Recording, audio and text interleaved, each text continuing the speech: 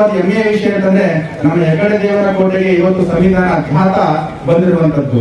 ಅದಕ್ಕೆ ಈ ಘಾತವನ್ನ ಎಲ್ಲರೂ ಸಹ ನಮ್ಮ ನಮ್ಮ ತಾಲೂಕಿನಲ್ಲಿ ಇವತ್ತು 6 ದಿನಗಳ ಕಾಲ ಇದು ಘಾತ ಇರ್ತದೆ. ಎಲ್ಲಾ ಗ್ರಾಮ ಪಂಚಾಯತಿಗಳ ಮೂಲಕ ಇದನ್ನ ಘಾತ ಪ್ರಯತ್ನ ಮುಂದುವರಿಯುತ್ತದೆ.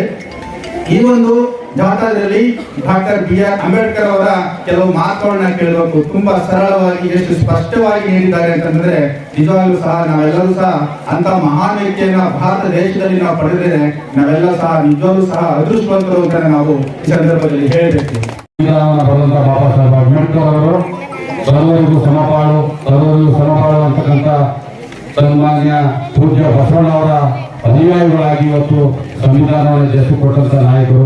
ಬಾಬಾ ಸಾಹೇಬ್ ಸಂವಿಧಾನ ಬರೆದಲ್ಲಿ ಏನಾಗ್ತಿತ್ತು ಅಂತಕ್ಕಂಥ ಬಗ್ಗೆ ನೀವೆಲ್ಲ ತಿಳ್ಕೊಂಡಿದ್ದೀರಾ. ಇವತ್ತು ನಾವೆಲ್ಲರೂ ಕೂಡ ಗ್ರಾಮೀಣ ಪಂಚಾಯತಿ ಮಟ್ಟದಿಂದ ಹಿಡಿದು ಪಾರ್ಲಿಮೆಂಟ್ ಅವರು ಕೂಡ ಆಡಳಿತವನ್ನ ಸರ್ವ ಜನಾಂಗದವರು ಕೂಡ ಬಡವ ಬಲ್ಲಿದ ಎಲ್ಲರೂ ಕೂಡ ತಮಗೆ ರಾಜಕೀಯ ಆರ್ಥಿಕ ಪರಿಸ್ಥಿತಿಯನ್ನ ನಡೆಸಬೇಕು.